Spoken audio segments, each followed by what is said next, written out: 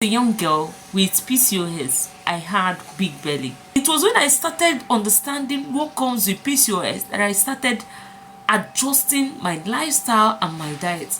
But there are things when you become a mother, there are lifestyle issues that you find hard to adjust. And that could be the case of BigButFitneylo, because she exercised a lot. But there is another part that she might not be tackling, which I will share with you in this video. But why will you mock a woman for having big belly? Something that is not within her control. The hormonal fluctuations, childbirth that messes up some women's metabolism, perimenopausal and menopausal hormonal shift that also deals with women's metabolism. Why will let a reasonable human being mock a woman for having big belly? It's so unfortunate that we lost her to tummy talk that does not even correct the real issue. It just gives you a temporary fix. It's just like taking paracetamol when you have malaria. Paracetamol will give you a quick relief from the headache, from the fever. It's not going to fix the issue until you take anti-malaria drugs. And the unfortunate thing is that for most women that do tummy talk, after some years, if you don't modify your lifestyle, the fats come even bigger than they were before. There are so many things that go into play when you want to burn belly fat, and I'm going to share those with you today. The first thing you need to understand is that belly fat is not as a result of eating too much. It's not even as a result of not exercising so well. Dancing is one of the best exercise one can ever do because it moves your whole body. Even the areas that mitochondria is more concentrated gets moved during dancing. And that gives you an advantage to burn fat. You can effortlessly burn fat when you dance. I've seen a lot of young girls who burn fat just by dancing. But her case is different. When a woman turns 35, so many things shift in her body. Women's biology is complicated. I've seen people running away from women-focused research. The professor that supervised some of my works, he told me that he doesn't want to dive into women research because of how complex women's endocrinology is, how complex women's hormones are.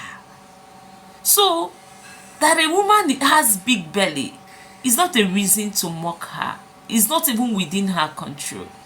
It's not something, yes, she can do something to curtail it, but it's not entirely within her control. This is a wake-up call to women battling belly fat. Once a woman turns 35, the rate at which she loses muscles increase. Her estrogen starts decreasing, which also affects the way she deals with fat and carbohydrates.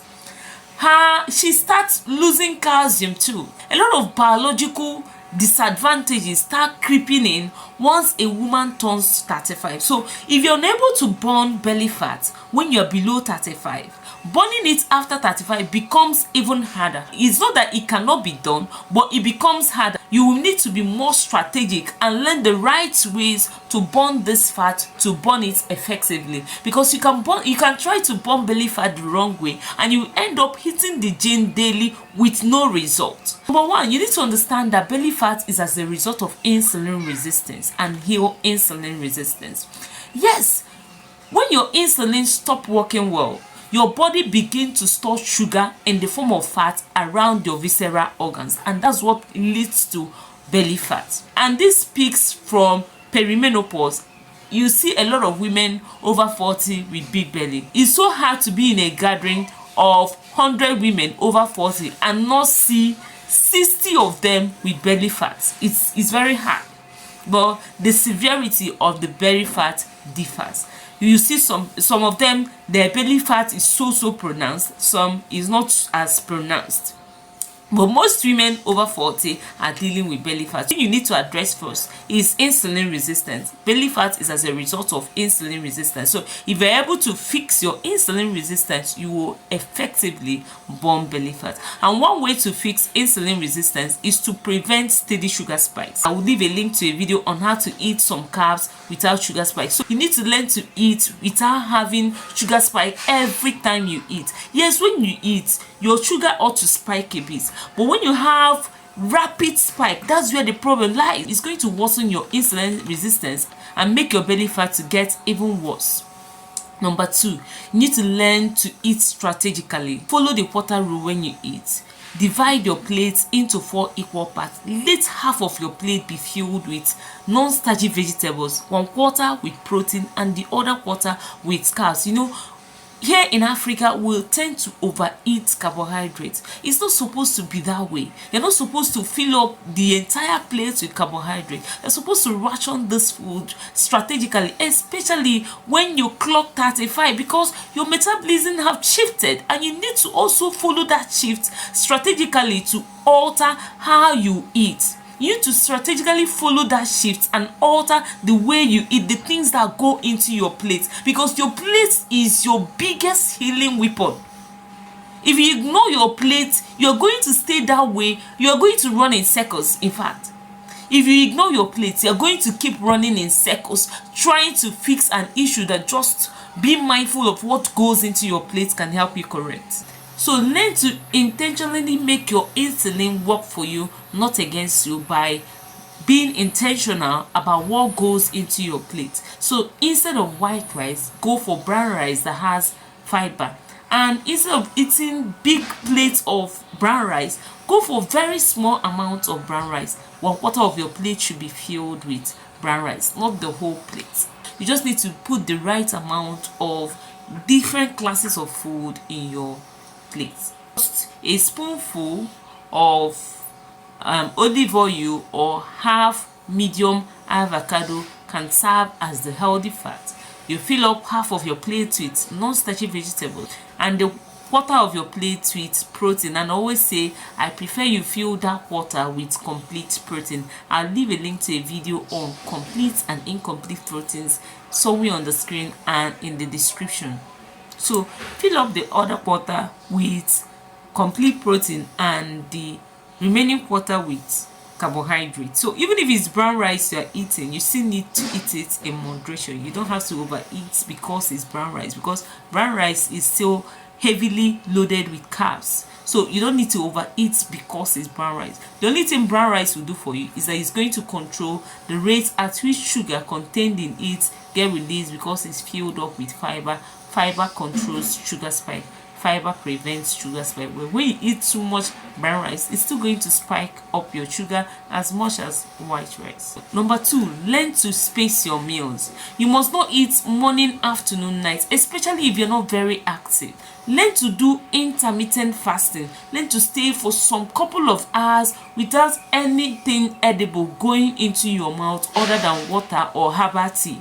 So learn to space your meals. You don't have to go all into fasting if you have not been fasting before, because when you rush into fasting, you're going to rush out of fasting, because fasting will so stretch your body and give you the reverse of the results you seek. Start mildly and then you can increase it as your body adapts to fasting. Start with 14-10, that's eating for 10 hours and not eating for 14 hours. And these 10 hours you're going to eat, ensure that you're not snacking in between. Or you can go for 16-8 fasting method, whereby you fast for 16 hours and eat for 8 hours. That's assuming you're going for 16-8 fasting method, which is what I recommend. It means that you're going to open your eating window around 8-9 and close it around 6-7. You are not even supposed to be eating after 7 p.m. Your metabolism is lowest at night, so you're not supposed to be eating anything after 7 p.m. because from 7 p.m. your melatonin starts rising a little. Melatonin is the hormone that helps you to sleep better, is the hormone that helps your body to reset. So it starts rising slowly, and the rise in melatonin hinders the action of insulin. So if you're eating after 7 p.m., you're doing your metabolism a whole lot of bad, because the fats will be there. Even if you go to gym morning, afternoon, night, the fat won't budge.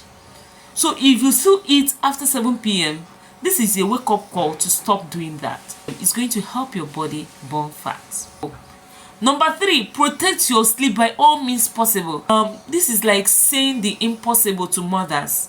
And the woman that dies is also a mother. It's hard for a mother to start asleep for 7-8 hours with no interruption, especially if you're a mom to littles, because your child cannot be crying at night and you decide to ignore him or her because you are trying to get enough sleep. But on days you can, I advise you, please cherish your sleep. On days you can, I advise you, please protect your sleep. Even just 30 minutes shift in your sleep cycle can alter a lot of things positively. It can give you a lot of positive change. It can help you balance up your hormones in a way you never envisioned. Just a shift. If you've been sleeping like 6 hours and you suddenly decided to add 30 minutes or 1 hour to that 6 hours, the shift is going to be so pronounced that it's going to wow you. This is something I've experienced, and I've seen many of my patients experience the same result. Shifting your sleep quality could be the missing piece in your burning belly fat. So learn to optimize your sleep. Learn to sleep well. 7 to 8 hours uninterrupted. Please cherish your sleep like your life depends on it, because it does depend on it. Number 4, exercise the right way. Too much exercise is bad. When you exercise vigorously, it can give you a counter result, because too much exercising is stress. Your body sees too much exercise as stress, and it's going to make it release stress hormone, that's cortisol, that will make you store fat in your midsection. So by all means, exercise the right way. Exercise in a way that nourishes your body. So don't go doing vigorous exercise and doing such kind of exercise for a long time. The thing about belly fat is that you must not hit the gym to burn it. Just walking for 10 to 15 minutes after eating can actually help you burn belly fat. So you must not do rigorous exercise to burn belly fat. Just making sure that you walk for 10 to 15 minutes after your meals can help you deal with belly fat. So from now, ensure that you walk for 10 to 15 minutes after meal and do strength training exercise, the kind of exercise that helps you to build muscle, because you need it. You need to start building muscle. If you have not been intentional about building muscle and you are 35 plus, you need to get intentional with building muscles, because muscle building is going to help you burn sugar better. So you need to be very intentional with strength training exercise like push-ups, lunges, and the rest of them. You need to be very intentional with strength training exercise that helps you build muscle. If you can do strength training exercise 2 or 3 times in a week, it's going to go a long way in helping you burn belly fat. Number 5, the boomerang tip. The tip that is so simple, but many people ignore it. Learn to pay attention to your body. Our body talks to us all the time.